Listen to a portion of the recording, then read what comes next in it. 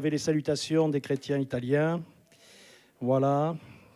Gloria a Dio, come dice. E qui noi predichiamo solo Cristo. Amen. Amen.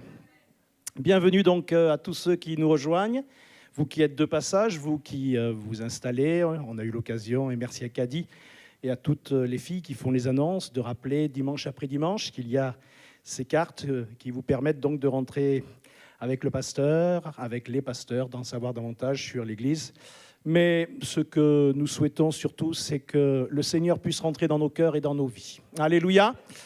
Nous avons senti la bonne présence du Seigneur ce matin et nous voulons être attentifs à sa parole parce que nous croyons qu'elle est la vérité. Notre frère nous rappelait ce matin ce verset de l'Écriture de Jean 17, 17. « Sanctifie-les par ta vérité, ta parole est la vérité. » Et nous croyons que dans la parole de Dieu, puisque même Pierre lui dira lui-même que ce n'est pas par une volonté d'homme qu'une prophétie, qu'une parole a été donnée, mais c'est poussé par le Saint-Esprit que des hommes ont pu parler de la part de Dieu. Alors c'est sûr que tous ces écrivains, tous ces auteurs que nous trouvons, environ une quarantaine dans les 66 livres de la parole de Dieu, ont parlé également, bien sûr, sous l'effet du Saint-Esprit, mais ils ont parlé aussi avec leur âme, ils ont parlé également avec leurs mots, avec leurs émotions, et c'est pour cela que même des fois dans les évangiles, nous trouvons quelques petites différences, mais qui n'ont rien à voir à séparer l'Écriture, mais plutôt à la conforter, et cela est merveilleux.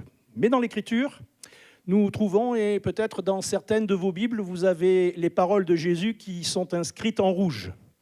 Alors, ce n'est pas simplement pour nous donner, je dirais, une attention plus particulière, mais c'est aussi pour nous rappeler que les paroles de Jésus ne souffrent d'aucune interprétation, que les paroles de Jésus ne peuvent être changées parce que Jésus est la parole.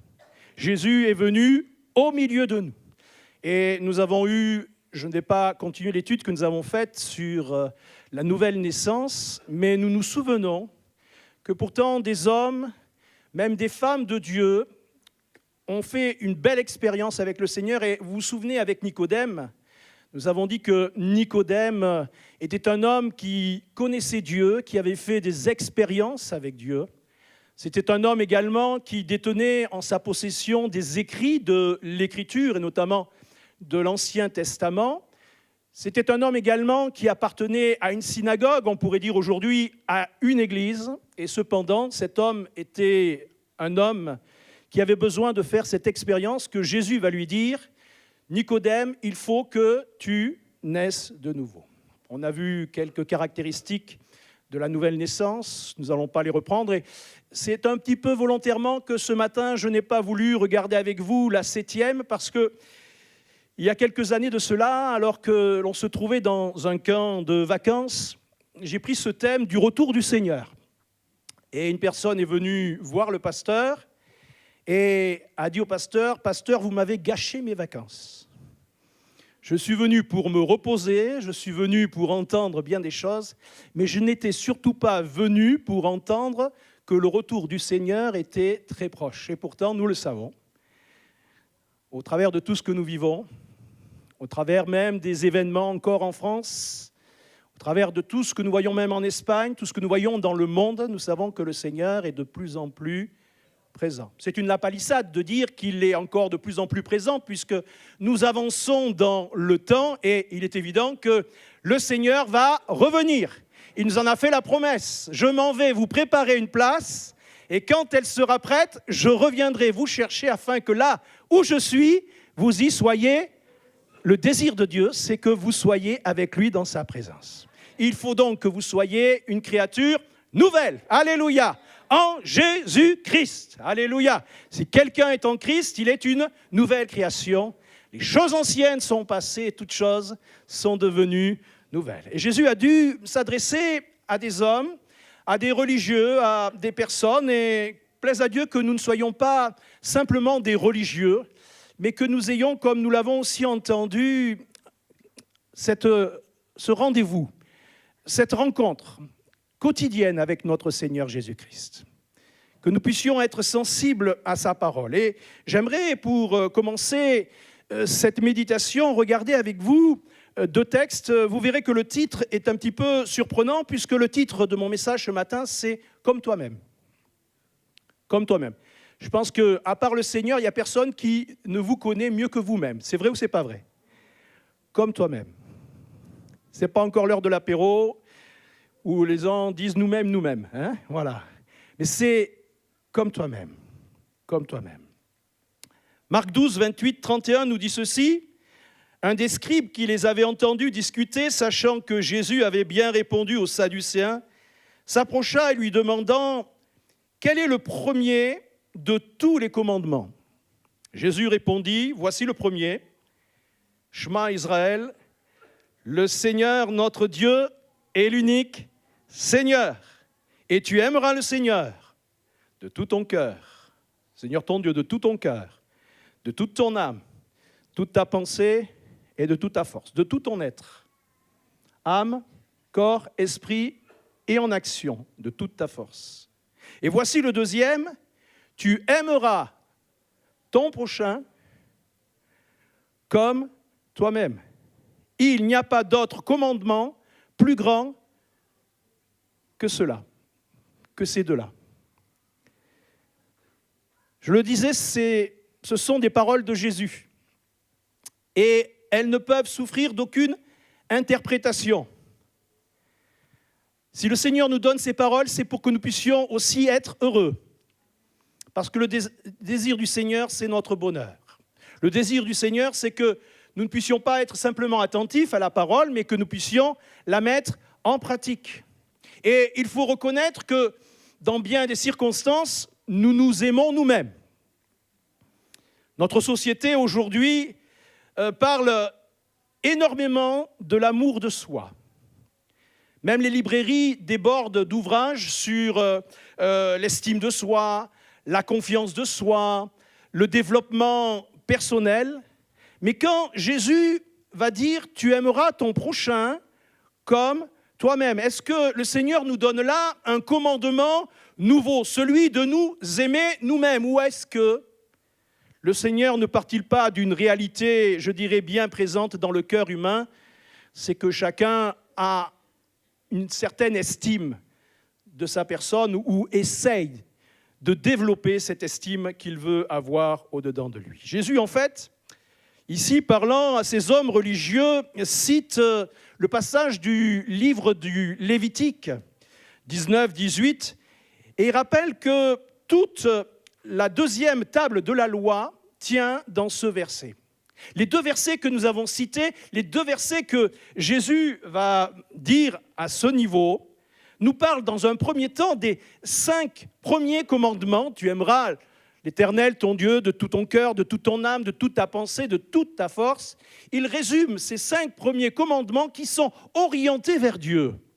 Et puis, il y a là les 5 autres versets qui sont orientés dans l'aspect pratique, mais dont Jésus fait le résumé ainsi, tu aimeras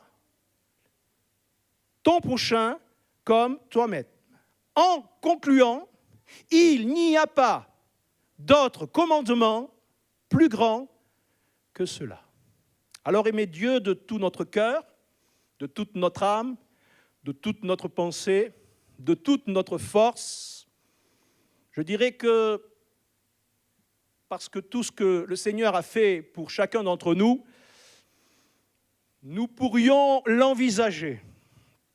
Mais aimer mon prochain comme moi-même, il faut reconnaître certaines choses, que c'est un petit peu plus difficile. Ce qui va induire le partage de ce matin et mon développement, pour nous montrer que, premièrement, Dieu va transformer notre regard sur nous-mêmes. Pour ensuite faire en sorte que Dieu va transformer notre regard sur notre prochain. Pour finalement nous dire que Dieu nous donne en Jésus-Christ la mesure, la véritable mesure de notre cœur. Dieu transforme d'abord notre regard sur nous-mêmes. Parce que, inévitablement, l'homme pense à lui-même. Nous ne sommes pas dans l'excès, je ne dis pas au niveau de la parole, mais de ce que rapporte Paul lorsqu'il dira dans l'une de ses épîtres à Timothée que dans les derniers temps, il y aura des temps difficiles. Et le premier qualificatif qu'il donne sur les hommes, c'est que les hommes deviendront égoïstes. Ils penseront à eux. Nous ne sommes pas jusqu'à cet excès dans ce texte, mais il faut bien reconnaître que l'homme prend énormément soin de lui-même. Prenons par exemple une photo de groupe que nous allons faire. Quelle va être, après que la photo ait été prise et que nous sommes invités à la regarder, notre réaction? Il est évident que pour la majorité d'entre nous, nous allons regarder comment nous sommes sur la photo. C'est évident. Et la photo va nous plaire ou pas si nous nous trouvons assez bien sur la photo. Et ça, c'est dans le cœur de l'homme. Beaucoup des sondés pourront dire que la première réaction qu'ils vont avoir, c'est de regarder comment ils se trouvent sur la photo. Et aujourd'hui, il y a différents moyens, au travers de tous les réseaux sociaux, pour essayer de donner une véritable image. Même l'image que nous n'avons pas, ou une image que nous aimerions avoir. Et parfois, nous nous trompons nous-mêmes, nous trompons les autres, mais ce qui ne nous trompera pas, c'est la parole de Dieu. Celui qui ne nous trompera pas, c'est Dieu. Et Dieu ne veut pas que nous ayons un regard négatif sur notre vie. Dieu désire que nous ayons un regard différent. Et c'est pour cela que ce matin, Dieu veut transformer notre regard sur chacun d'entre nous, sur nous-mêmes. Alléluia. C'est vrai que, et c'est tout à fait normal, nous sommes préoccupés par notre santé, nous sommes préoccupés par nous-mêmes, nous sommes préoccupés par notre bien-être, et même l'Écriture, l'apôtre Paul, pouvait dire en Éphésiens au chapitre 5 et au verset 21, me semble-t-il, ou plutôt 29, pardon, « Car jamais personne n'a haï sa propre chair, mais il la nourrit, il en prend soin, comme Christ le fait pour l'Église. » Paul ne dit pas que tout le monde va chercher à être satisfait de lui-même, mais il dit que tout le monde va chercher spontanément son bien-être. Car pour autant, certains ont une image d'eux-mêmes qui parfois est écornée. Les causes sont multiples. Ils ont eu une enfance difficile. Ils ont subi des échecs. Ils ont évolué dans un environnement social défavorable. Mais j'aimerais vous dire qu'on ne cultive pas une image positive de soi en boostant son ego, en le flattant et en le répandant sur les réseaux sociaux. Le désir de Dieu, ce n'est pas que nous n'ayons pas d'amour pour nous-mêmes. Parce que c'est tout à fait normal que nous ayons un respect, mais que cela ne devienne pas le centre de notre intérêt. Que tout ne tourne pas autour de nous. Et un écrivain bien connu, dont je tairai le nom, a pu dire, et il commence son livre ainsi, « Tout ne tourne pas autour de nous, mais tout tourne autour de Dieu. » Nous sommes tellement interpellés, regardant sur ce que les gens pensent de nous. Mes frères et sœurs, il est important qu'avant tout, nous puissions être interpellés sur le regard que Dieu pose sur chacune de nos vies. Parce que Dieu ne ment pas. Dieu ne triche pas. Et c'est important que nous puissions, ce matin, avoir le regard que Dieu pose sur chacun de nous. Que ce matin, nous nous laissions transformer. Pour ne pas avoir ce regard qui, peut-être qu'un regard éphémère, un regard qui va nous tromper, mais un regard bien réel. celui que Dieu veut manifester pour chacun d'entre nous. Pour le chrétien, l'image positive de soi se construit plutôt avec l'idée que, bien que nous soyons profondément indignes de son amour, Dieu nous a acceptés en Christ. Dieu nous a lavés de nos péchés. Et Dieu nous façonne à son image, au point que l'apôtre Paul pouvait dire en 2 Corinthiens, au chapitre 3 et au verset 18e, « Nous sommes tous, nous tous, dont le visage découvert reflète la gloire du Seigneur, nous sommes transformés en la même image de gloire en gloire. » Alléluia, pour Dieu. Qui que nous soyons, nous avons de la valeur. Nous avons besoin de nous imprégner du regard que Dieu porte sur chacun d'entre nous. Le Seigneur ne veut pas que nous ayons, comme Paul pourra le citer aux Romains, de ne pas avoir de nous-mêmes une trop haute opinion, mais de revêtir des sentiments modestes, selon la foi que Dieu a départie à chacun. Et il ajoutera dans son épître aux Corinthiens, au chapitre 15 et au verset 10e, « Par la grâce de Dieu, je suis ce que je suis, et sa grâce envers moi n'a pas été vaine. Je suis ce que je suis. Je suis ce que je suis. Mais Dieu porte son regard sur moi. » Bien des hommes, parfois par négligence, mais aussi, je dirais, dans le fait de ne pas vouloir suivre ce que le Seigneur leur demandait de faire, ne voulaient pas être à l'écoute de la parole de Dieu. Et je pense, ne serait-ce qu'à Moïse.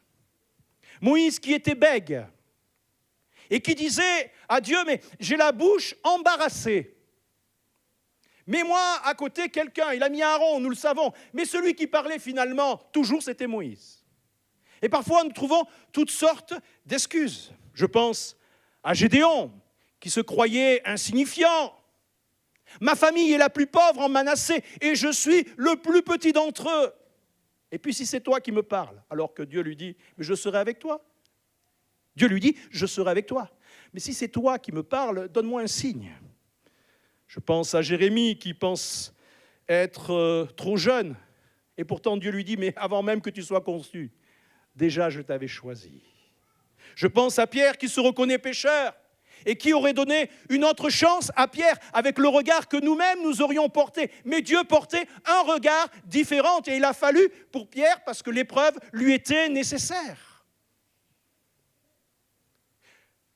Ne cherchons pas des excuses parce que tous ces hommes, Moïse, Jérémie, Pierre, Gédéon, tous ces hommes et femmes de la Bible et tous ces hommes et femmes de Dieu que nous sommes, nous avons été choisis. Jésus a dit, « Ce n'est pas vous qui m'avez choisi, mais c'est moi qui vous ai choisi. Je vous ai choisi, je vous ai établi afin que vous portiez du fruit. » Dieu les a choisis parce qu'ils entraient dans le plan de Dieu. Et Dieu vous a choisis parce que vous rentrez dans le plan de Dieu. Et en Jésus, vous êtes une nouvelle créature. Le regard que vous devez poser sur votre vie doit être aujourd'hui différent. Alléluia, alléluia. Le problème que nous pourrions avoir, c'est de justement ne pas répondre à ce que Dieu veut donner. Dieu ne va pas flatter les égos des uns et des autres, mais il va révéler qu'ils sont dans son appel. Vous êtes dans l'appel de Dieu.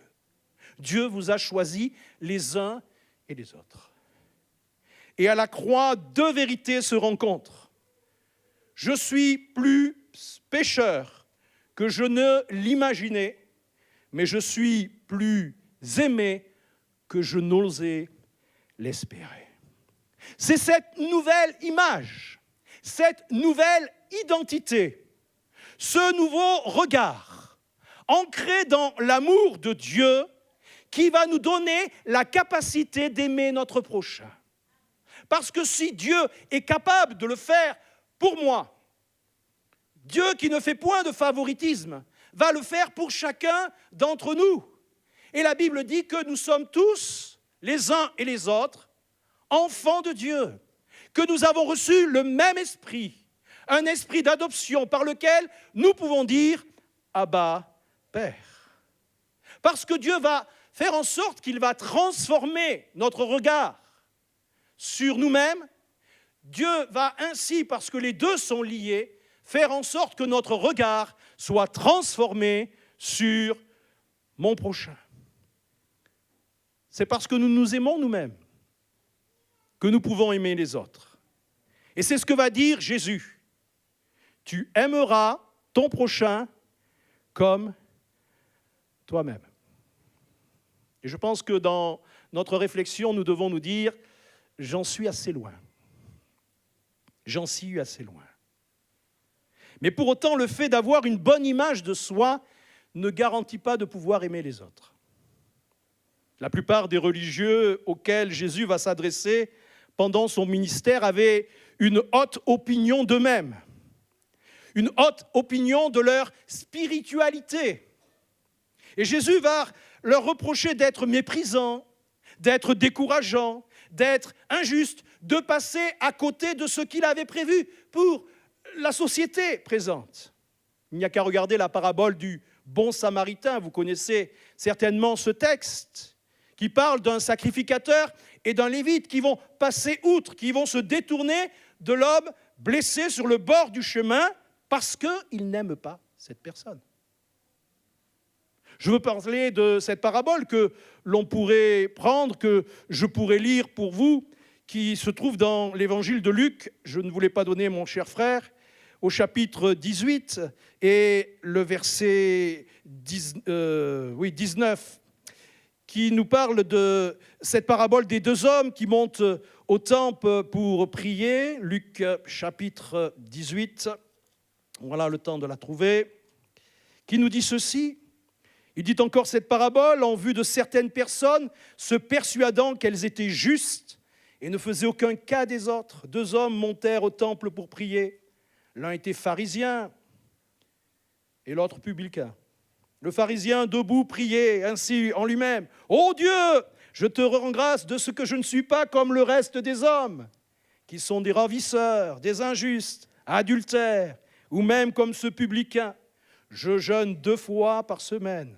Je donne la dîme, ça c'est bien, de tous mes revenus. » Le publicain, se tenant à distance, n'osait même pas lever les yeux au ciel, mais il se frappait la poitrine en disant « Ô Dieu, sois apaisé envers moi, qui suis un pécheur. Je vous le dis, celui-ci descendit dans sa maison justifiée, plutôt que l'autre, car quiconque s'élève sera abaissé, et celui qui s'abaisse sera élevé. » En fait, ce qui engendre le plus d'amour, c'est d'avoir puissamment conscience de la grâce de Dieu dans nos cœurs, que nous sommes l'objet les uns et les autres de la même grâce.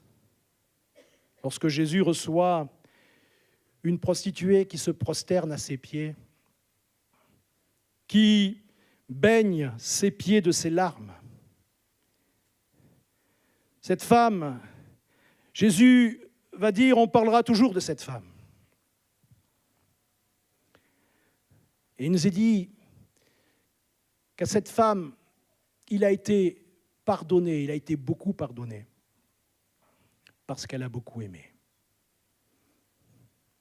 Parfois, nous parlons du fait de pardonner et d'être pardonné parce que nous avons pardonné. Mais il y a, au-delà du pardon, que nous pourrions faire de manière mécanique, le fait de ressentir ce que nous faisons. Et à cette femme, il a été pardonné, il a été remis, parce qu'elle a beaucoup aimé. Comment aimons-nous notre prochain? Comment nous trouvons-nous face à ceux envers lesquels nous pourrions avoir des sentiments de supériorité, bien que la parole de Dieu nous dit qu'il faut considérer les autres comme étant supérieurs à nous-mêmes?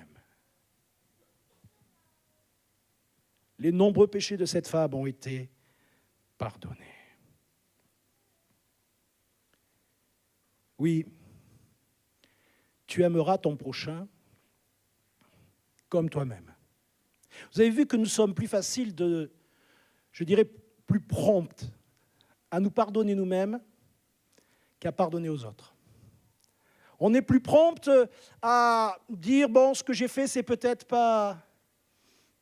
Mais que la personne que nous regardons, que nous voyons, et qui peut-être aura fait humainement moins, nous allons considérer son attitude comme étant davantage condamnable que la nôtre. Tu aimeras ton prochain comme toi-même. Comme Dieu, tu prends soin de moi, tu prends soin des autres. Comme Dieu, tu me traites, tu traites les autres. Et nous pourrions mettre à cela beaucoup de versets, beaucoup de paroles, en citant ce que nous connaissons et que dans la parole de Dieu, nous considérons comme la règle d'or. En Matthieu 7, je crois que je ne voulais pas donner mon frère non plus, et au verset 12, « Tout ce que vous voulez que les hommes fassent pour vous, faites-le de même pour eux, car c'est la loi et les prophètes. » Comme toi, Seigneur, tu m'écoutes, tu écoutes les autres. Comme toi, Seigneur, tu m'encourages, tu encourages les autres. Comme quoi, Seigneur, tu es patient envers moi, tu es patient envers les autres, mais surtout celui-ci, comme Seigneur, tu me pardonnes, tu pardonnes aux autres. Tout cela vient de la sagesse que Dieu veut mettre dans nos cœurs et le nouveau regard que Dieu veut que nous ayons sur les autres. Jusqu'où aller ? Aimer correctement nécessite toutefois de garder une certaine distance avec mon prochain pour ne pas trop m'impliquer dans sa vie et notamment pour ne pas l'étouffer ou le déresponsabiliser. Mais aimer mon prochain ne signifie pas que j'accède non plus à toutes ses demandes. Parce que l'amour de Dieu, c'est le premier. Et Dieu donne à chacun de nous un cadre. Je me souviens de cette situation d'un homme qui est né dans l'église des Assemblées de Dieu et qui avait amené un de ses amis, qui avait fait une belle expérience, mais qui avait gardé certaines attitudes.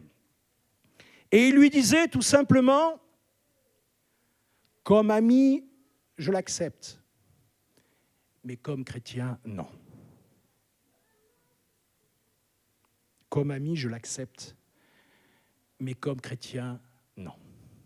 Il y a un cadre que Dieu nous donne. Et nous ne pouvons pas tout accepter.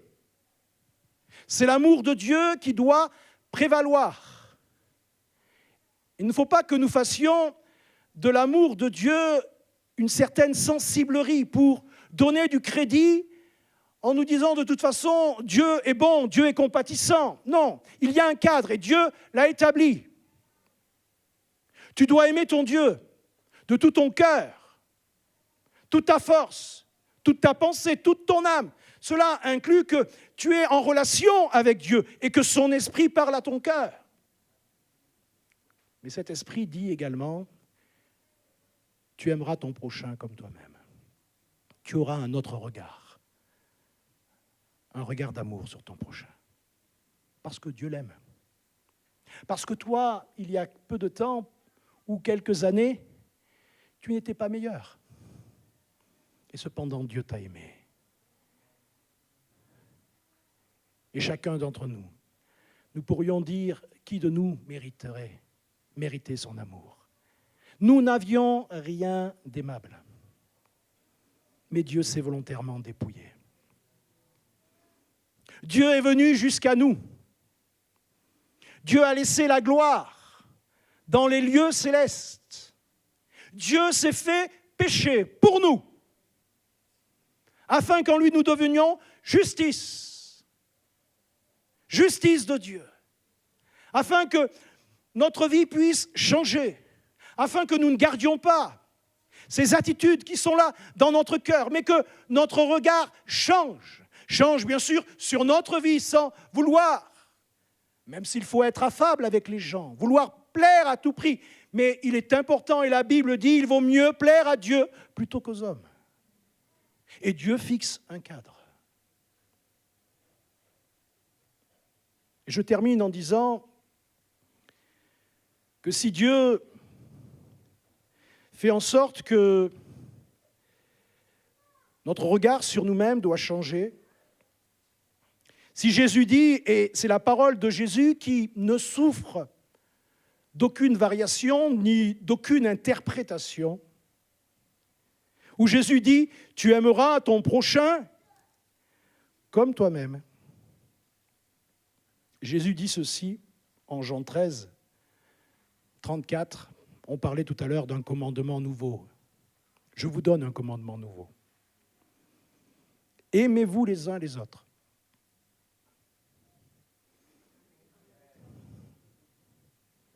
Le niveau, il change.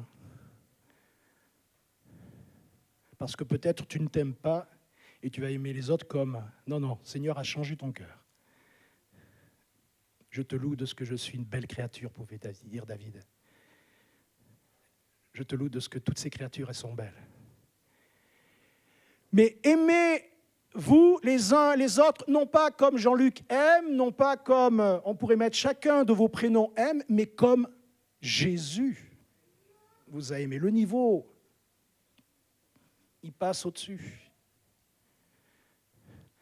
Alors bien sûr que nous pouvons dire que nous avons l'amour de Dieu, mais nous sommes aussi faits de chair et de sentiments, et nous avons nos défauts. En nous, l'amour de Dieu doit produire son travail. Et c'est vrai que nous devons reconnaître que nous avons déjà du mal à aimer les autres, comme nous nous aimons nous-mêmes, quoique nous arrivons à bien nous aimer nous-mêmes. Mais c'est Jésus qui dit, aimez-vous les uns les autres comme je vous ai aimé, vous aussi, parce que ce n'est pas simplement dans un temps présent, mais c'est pour toujours, aimez-vous les uns les autres. Quand Jésus a lavé les pieds des disciples, la Bible nous dit Jésus mit le comble de son amour pour eux. Quand Jésus restaure Pierre, qui d'entre nous aurait restauré Pierre? Qui d'entre nous aurait confié ce que Jésus, ce que Dieu a confié à Pierre, après avoir renié 3 fois son fils? Qui aurait choisi Saul de Tarse pour devenir le plus grand des missionnaires et lui permettre d'écrire, nous pourrions dire, la moitié du Nouveau Testament? Certainement pas nous. Et cependant, il y a au milieu de nous des hommes et des femmes dont nous ne soupçonnons pas les qualités.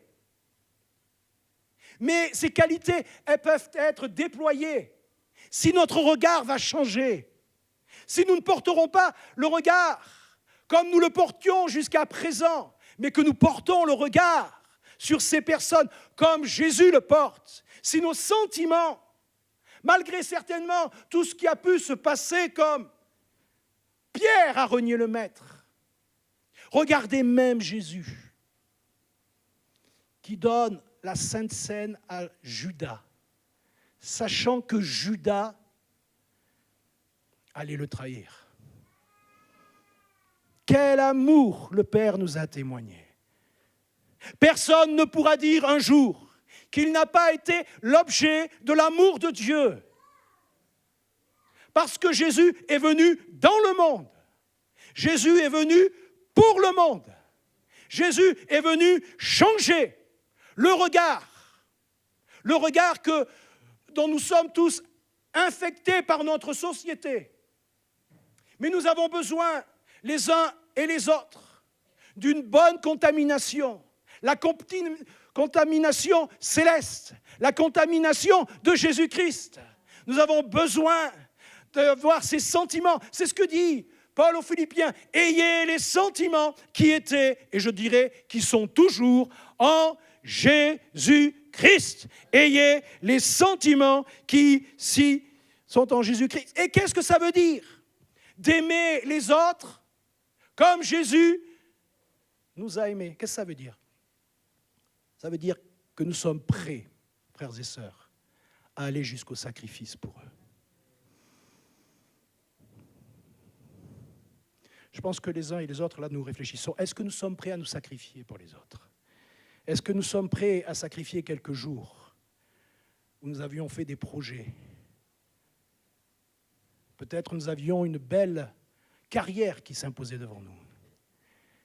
Mais Jésus va nous appeler et il va changer l'orientation. Parce qu'il y a là des âmes à sauver. Le plus important, c'est ce que Dieu a prévu. Et nous avons tous été choisis. Vous êtes tous choisis là dans ce lieu. Tous. Il n'y en a pas un dans ce lieu à qui la parole de Dieu ne doit pas parler ce matin. Nous sommes tous choisis de Dieu. Que chacun réfléchisse ce matin, et je termine, aux implications pratiques pour lui. Je termine avec 2 questions. Comment Dieu me voit-il en ce moment? Et comment dois-je voir mon prochain? La réponse, elle est simple, entre les deux, il y a la croix. Et il faut toujours revenir à la croix. Parce qu'à la croix, Dieu détruit notre orgueil sans détruire notre valeur. Il détruit notre ego sans détruire notre valeur. Nous avons de la valeur aux yeux de Dieu. Nous sommes précieux aux yeux de Dieu. Ce n'est pas simplement le fait de l'écrire sur des livres, femme précieuse ou tout ce que tu veux. C'est la réalité de ce que nous vivons au quotidien. Nous sommes précieux aux yeux de Dieu. Et c'est pour cela que je vous laisse ces 2 derniers versets sur votre cœur, que l'on trouve dans la première épître de Jean, où Jean nous dit ceci, 1 Jean 4, 19, pour nous, c'est facile, nous l'aimons, pourquoi? Eh oui, parce qu'il nous a aimés le premier. Et pourtant, il n'y avait rien d'aimable. Vous êtes venus avec un cœur ouvert, parce que quand on vient devant Jésus, on ne vient pas avec sa carte de visite. Jésus nous connaît mieux que nous-mêmes. Il n'y a pas besoin de mettre un compte Instagram, Facebook ou tout ce que vous voulez là. Jésus nous connaît. Il n'y a pas à essayer de paraître. Non, il faut être devant Jésus. On vient à lui tel qu'on est. Mais le texte nous dit qu'il nous a aimés. C'est sûr qu'on ne peut qu'aimer quelqu'un qui nous aime comme Jésus nous a aimés au point de mourir pour nous. Mais l'Écriture nous dit au verset 11, dans le même chapitre, « Bien-aimés, si Dieu nous a ainsi aimés, c'est un impératif. Nous devons aussi nous aimer les uns les autres. Nous devons. Ça ne souffre d'aucune interprétation.